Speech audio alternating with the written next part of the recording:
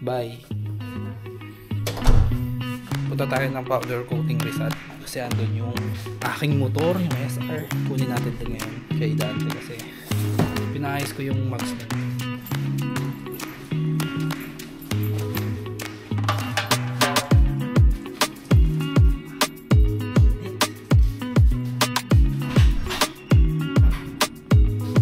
Gamit natin helmet, syempre, show Marquez.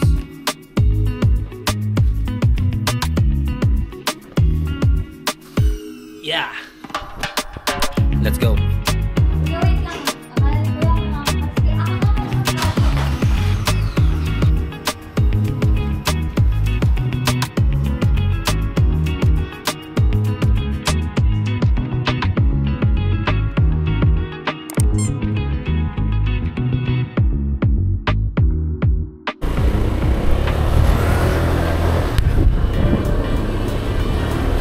Dito ka lang ba? Ate Paula rin. Pumunta sa may bandang Robinson. Ayaw kasi ako ihatid eh. Kaya angkas gaming tayo. Ano yung vlog? Ha? Vlog ko? Oo, vlog-vlogan.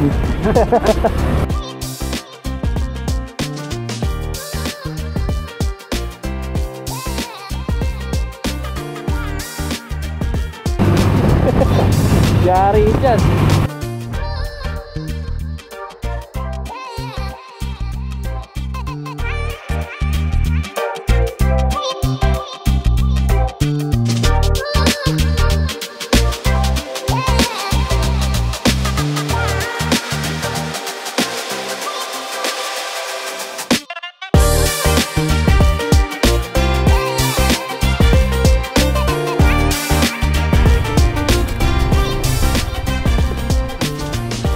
Powder coat yan.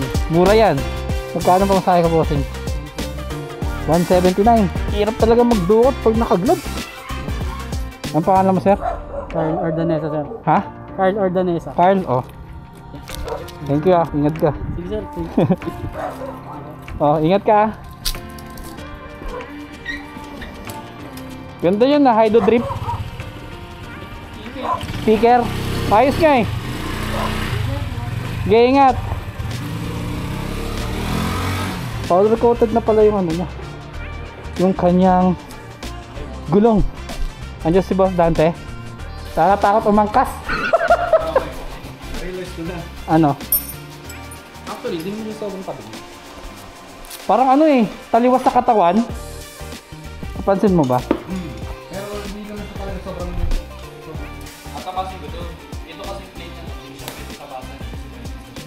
Babawasan mo yung max. Oo. Kaya lang, baka nga dito. Tama naman siya. Kasi dati pantay, di ba? Binuksan ko siya eh. Parang hindi rin Kasi pag ito yung ginagawa ko, pantay dito. Parang hindi ka pantay yung plate eh. Yung plate nga lang ata, no? Kaya parang pag tinignan mo yung plate, naduduling ka. Parang ano dito. Pantay dito. Ah, oo. So kailangan mo Ito nga, itong yung goma nito nakuga eh. Napansin mo ba? Ano, wala na yung uga? Wala bro, kasi yung loob niyan, nakaangat. Ah, kaya may uga? Oo, yung clutch hub niya, sa loob, ito may hub na R3. Meron yung parang spacer sa gitna. Kaya ka pala naubusan ng bushing, kasi masyadong mataas. Yung mataas siya, yung goma. Sa goma yung sumasagay. Kasi itong goma na ito, pinasadya ko yun, parang takir eh.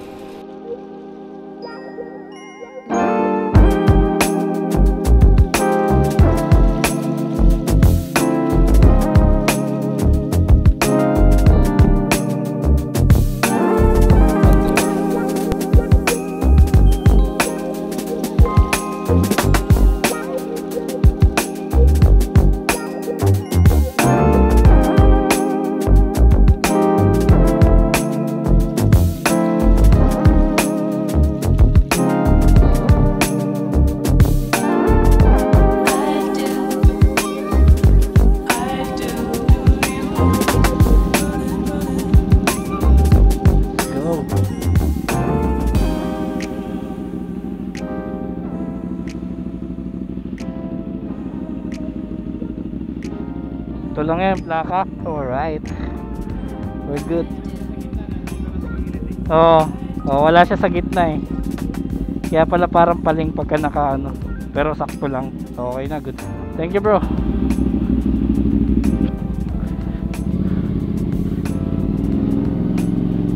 Pinaayos ko kasi yung ano nito eh, yung sa disc kasi oblong yung ikot. Kailangan lang pala maayos yung pagkakabit. Tapos yung sa pagkamalang kung paling yung gulong, di pala paling kasi yung plate pala ang may problema. Paling yung plate kaya mukhang paling yung gulong. Oh, na-miss kita. Yung sa hub niya, okay na. Dapat na yung hub tapos hindi na siya, wala nang play dun sa may damper. May play kasi dati. Nagangkas lang ako kanina papunta doon. Nakakatakot pala sumakay talaga, umangkas. Nakakatakot, parang gusto ko agawin na yung manubela nung rider. Hindi kasi ako sanay umangkas eh. Siniksik ko lang yung katawan ko kasi para mas mabigat kasi ako, mas mabigat ako sa driver. Mahirap kasi yung pag ganun eh. Malikot yung manubela eh, kaya siniksik ko si kuya. Kaso nakakatawa lang, parang ano eh, parang malalaglag na sa upuan si Boss Carl eh, si Kuya Carl eh. Uy, sarap sir.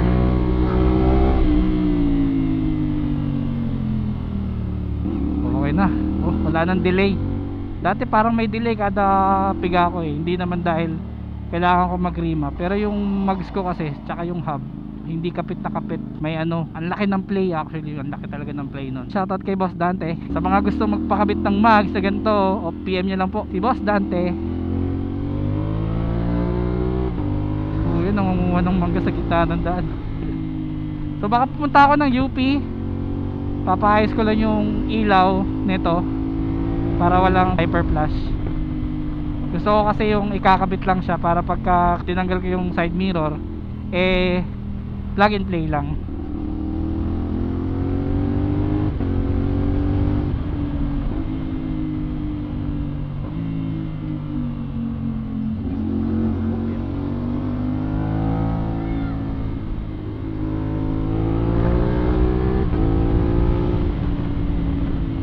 Ganda ng takbo ng SR ko ngayon ah. Doon lang ba yun sa gulo? O dahil ngayon lang ako nakapag-ride, ngayon lang ako nakapag-drive ulit.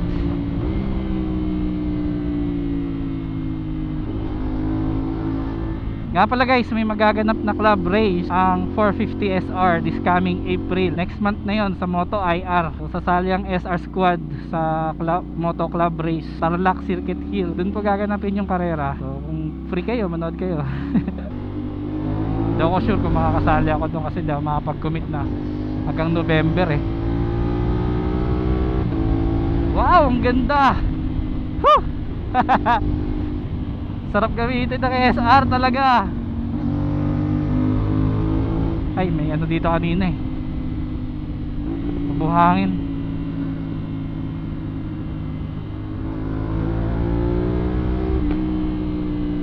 Ayun o, mabuhangin. Ang delikado yun o. Sa mga aakyat dito sa Antipolo, mabuhangin yung part na yan. Baka bumira kayo. Bangkingan kasi yan eh.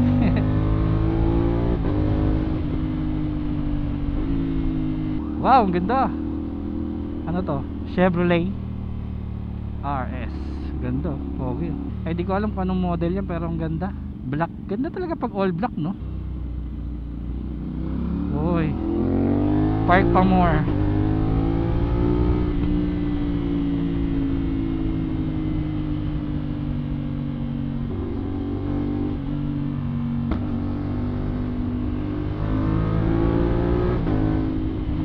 Punta ako ng UP na, diretso ko na to. May pinapagawa na ako ng mga wirings ko dun sa UP sa ano, hybrid works. So kasi walang ano eh, walang cutting na mangyayari sa aking wirings. So ako mag DIYs pagdating sa wirings kasi hindi ako ganun galing pagdating sa wire, sa mga kuryente. Sa mga gustong bumili ng carbon part sa SR, may binibenta si Boss Dante na ano eh, na tapalodo, front fender tsaka yung rear fender. Full carbon yon o rig carbon. gawa niya lang production, practice production. Binibenta niya lang for murang halaga, set na yung dalawa. Sa mga gusto lang, tapos hindi ganun kaselan kasi may mga ano yan eh, may mga hangin, yung ano bang kulay nung hangin na yun, basta parang namumuti, pero kaya naman yun ayusin. Tsaka sa mga gustong mag-avail, magpagawa, pwede rin sa kanya. Just PM na lang yung page niya para sa mga interesado. Tupad Tupad, ano ba tupad na yan? Hindi ko alam yung tupad na yun eh. Ganda na tong jacket na to, na hoodie jacket. Hindi siya mainit. Yung tipong tirik ang araw, pero hindi mo ramdam yung init niya sa yung dampi ng araw. Hindi mo ramdam sa balat mo. May mga jacket kasi na ganun. Actually, wala rin pumapasok na hangin eh. Pero hindi siya ganun kainit. Baka magpagawa ako ng ganito guys, sariling merch. What if gawa kayo sariling merch. Meron kayong bibili. Okay lang kahit walang binibili. Maganda kung sarili mong design, di ba? At least wala kang kagaya. Kung may kagaya ka man, ano kayo tawag dito? Congrats. Tropa kayo. Besi, parehas kayo ng suot. Mayroon kasi yung nag-mall ka, tapos may kagaya ka ng damit. Muntik pa ako mamatay ng makina dun kaya konti yun.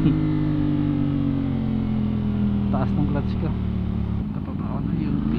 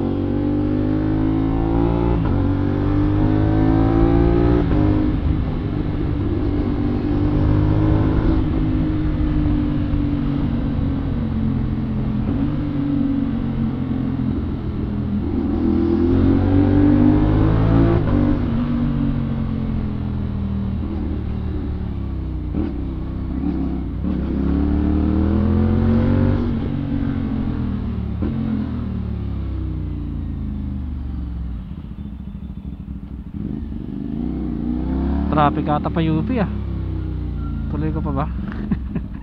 Kasi baka araw na.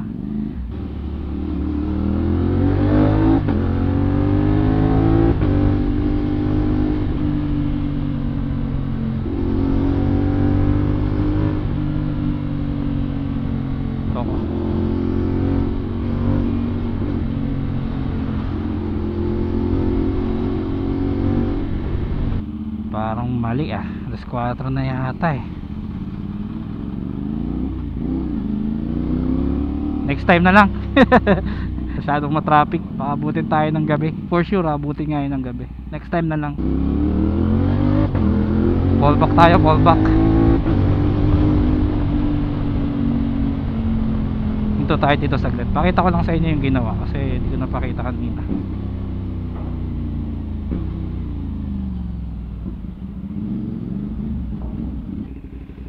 So ayun guys, dito ako sa Marikina ngayon. Pakita ko lang sa inyo yung ginawa. Ayun so as you can see, pagka nakatabingi, pagka naka side stand yung motor ko, tabingi, di ba?